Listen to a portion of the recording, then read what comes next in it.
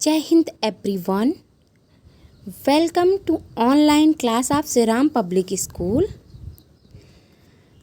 Dear student, मैं अल्पना पांडे आज आप लोग को हिंदी में सूर्यकांत त्रिपाठी निराला का जीवन परिचय पढ़ाएंगे। तो आइए शुरू करते हैं सूर्यकांत त्रिपाठी का निराला का जीवन परिचय। लेकिन उससे पहले मैं आपको बता दूं, अगर मेरा चैनल आपको पसंद आता है तो इसे लाइक और सब्सक्राइब ज़रूर कीजिएगा।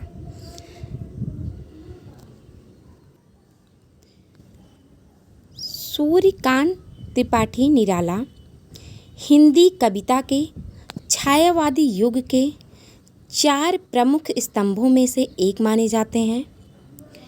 वे जयशंकर प्रसाद, सुमित्रानंदन पंत और महादेवी वर्मा के साथ हिंदी साहित्य में छायावाद के प्रमुख स्तंभ माने जाते हैं। उन्होंने कहानियाँ, उपन्यास और निबंध भी लिखे हैं, किंतु उनकी ख्याति विशेष रूप से कविता के कारण ही है, यानी वो विशेष रूप से कविता के कारण ही प्रसिद्ध हुए हैं। सूर्यकांत त्रिपाठी निराला का जन्म बंगाल के महिषादल में सन 1899 में हुआ। वे मूलतः गढ़ाकोला, जिला उन्नाव, उत्तर प्रदेश के निवासी थे। निराला की जो औपचारिक शिक्षा 9वीं तक महिषादल में ही हुई। उन्होंने स्वाध्याय से संस्कृत, बांग्ला और अंग्रेजी का ज्ञान अर्जित किया। वे संगीत और दर्शन शास्त्र के भी गहरे अध्येता थे। रामकृष्ण परमहंस और विवेकानंद की विचारधारा ने उन पर विशेष प्रभाव डाला था। निराला का जन्म मंगलवार को हुआ था। जन्म कुंडली बनाने वाले पंडित के कहने से उनका नाम सूर्य कुमार रखा गया था। उनके पिता पंडित राम सहाय तिवारी थे, जो उन्नाव बैसवाड़ा के रहने वाले थे और महिषादल में सिपाही की नौकरी करते थे। पिता की छोटी सी नौकरी की असुविधाओं और मान अपमान का परिचय निराला को आरंभ में ही प्राप्त हो गया था। उन्होंने दलित, शोषित किसान के साथ हमदर्दी का संस्कार अपने अबोध मन से ही अर्जित किया। 3 वर्ष की अवस्था में माता का और 20 वर्ष का होते होते उनकी पिता का देहांत हो गया था। देहांत का अर्थ है मृत्यु हो गया, यानी बचपन में जब वो 3 वर्ष की अवस्था में थे तो उनकी माता मर गई थी, और जब तक वो 20 वर्ष के हुए तो उनके पिता की भी मृत्यु हो गई। अपने बच्चों के अलावा संयुक्त परिवार का भी बोझ निराला पर ही आके पड़ा। 15 वर्ष की अल्पायु में निराला का विवाह मनोहरा देवी से हो गया। यानी मनोहरा देवी उनकी पत्नी थी, जो रायबरेली जिले में डलमऊ के पंडित रामदयाल की पुत्री मनोहरा देवी सुंदर और सुशिक्षित थी। उनको संगीत का अभ्यास भी था। पत्नी के जोर देने पर ही उन्होंने हिंदी सीखी। इसके बाद अतिशीघ्र ही उन्होंने बंगला के बजाय हिंदी में कविता लिखना शुरू कर दिया। बचपन के नैराश्य और एकाकी जीवन के पश्चात उन्होंने कुछ वर्ष अपनी पत्नी के साथ सुख से बिताया, किंतु यह सुख भी ज़्यादा दिनों तक नहीं टिका और उनकी पत्नी की मृत्यु उनकी 20 वर्ष की अवस्था में ही हो गई थी। बाद में उनकी पुत्री, जो कि विधवा थी, उसकी भी मृत्यु हो गई थी। यानी वे आर्थिक विषमताओं से भी घिरे हुए थे।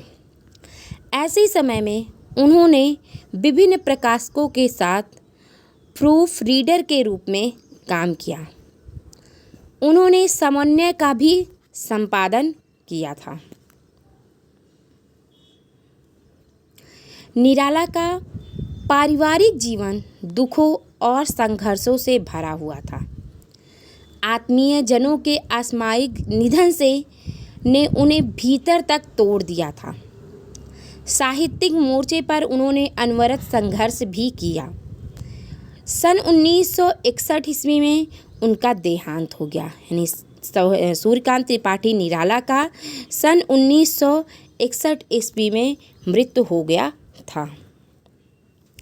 निराला ब्रिटिश सरोकारों के एक कवि हैं। दार्शनिकता, विद्रोह, क्रांति, प्रेम की तरलता और प्रकृति का विराट तथा उदात्त चित्र उनकी कविताओं में उनकी रचनाओं में उपस्थित है। उनके विद्रोही स्वभाव ने कविता के भाव जगत और शिल्प जगत में नए प्रयोगों को संभव किया है। छायावादी रचनाकारों में उन्होंने सबसे पहले मुक्त छंद का प्रयोग किया। शोषित, उपेक्षित, पीड़ित और प्रताड़ित जन के प्रति उनकी कविता में जहाँ गहरी सहानुभूति का भाव मिलता है, वहीं शोषक वर्ग और सत्ता के प्रति प्रचंड प्रतिकार का भाव भी मिलता है। अब हम सूर्यकांत त्रिपाठी निराला के लेखन कार्य देखते हैं कि उन्होंने क्या क्या लिखा है। तो सूर्यकांत त्रिपाठी निराला ने 1920 ईस्वी के आसपास से लेखन कार्य आरंभ किया। उनकी पहली रचना जन्मभूमि पर लिखा गया एक गीत था। लंबे समय तक निराला की प्रथम रचना के रूप में प्रसिद्ध जूही की कली शीर्षक कविता, जिसका रचनाकाल निराला ने स्वयं 1916 ईस्वी बतलाया था, वस्तुतः 1921 ईस्वी के आसपास लिखी गई थी तथा 1922 ईस्वी में पहली बार प्रकाशित हुआ था। कविता के अतिरिक्त कथा साहित्य तथा गद्य की अन्य विधाओं में भी निराला ने प्रभुत मात्रा में लिखा है। अब इनकी कुछ प्रकाशित कृतियां हम देखते हैं, जिसमें है काव्य संग्रह। काव्य संग्रह में यानी कविताएं जो हैं उनकी, वो हम देखते हैं। अनामिका 1923 में प्रकाशित हुआ था। परिमल 1930 में। गीतिका 1936 में प्रकाशित हुआ था। अनामिका द्वितीय। तुलसीदास 1939 में। कुकुरमुत्ता 1942 में। अणिमा 1943 ईस्वी में। बेला 1946 ईस्वी में। नए पत्ते 1946 ईस्वी में। अर्चना 1950 ईस्वी में। आराधना 1953 ईस्वी में। गीत कुंज 1954 ईस्वी में। सांध काकली अपरा संचयन। इनके कुछ उपन्यास भी हमें देखने को मिलते हैं, जैसे अप्सरा 1931 ईस्वी में। अलका 1933 ईस्वी में। प्रभावती 1936 ईस्वी में। निरुपमा 1936 ईस्वी में। कुल्ली भाट 1938 और 39 में। विल्लेसुर बकरिया 1942 में। चोटी की पकड़ 1946 में। काले कारनामे 1950 में। अपूर्ण है जो कि चमेली अपूर्ण है। इंदुलेखा अपूर्ण है, यानी ये पूरा नहीं हुआ है। अब है कहानी संग्रह इनका। लिली 1934 ईस्वी में। सखी 1935 ईस्वी में। सुकुल की बीबी 1941 ईस्वी में। चतुरी चमार 1945 ईस्वी में। सखी संग्रह का ही नए नाम से पुनर्प्रकाशन हुआ था।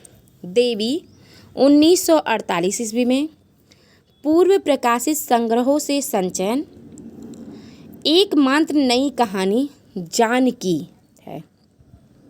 इनके निबंध और की आलोचना भी है, जो निबंध इन्होंने लिखा है, जैसे रविंद्र कविता कानन 1929 ईस्वी में। प्रबंध पद्य 1934 ईस्वी में। प्रबंध प्रतिमा 1940 ईस्वी में। चाबुक 1942 ईस्वी में। चयन 1957 ईस्वी में। संग्रह 1963 ईस्वी में। तो ये तो यहाँ पे इनकी कृतियाँ थी, कुछ प्रमुख जो हम आपको दिखाए हैं। और इसी के साथ सूर्यकांत त्रिपाठी निराला का जीवन परिचय यहाँ समाप्त होता है। और अगर आपको एक बार मैं फिर बता दे रही हूँ कि ये मेरा चैनल पसंद आ रहा है तो इसे लाइक और सब्सक्राइब ज़रूर कीजिएगा। कमेंट करके आप ये भी बता सकते हैं कि अच्छा लगा आपको कि नहीं। Thank you and have a nice day.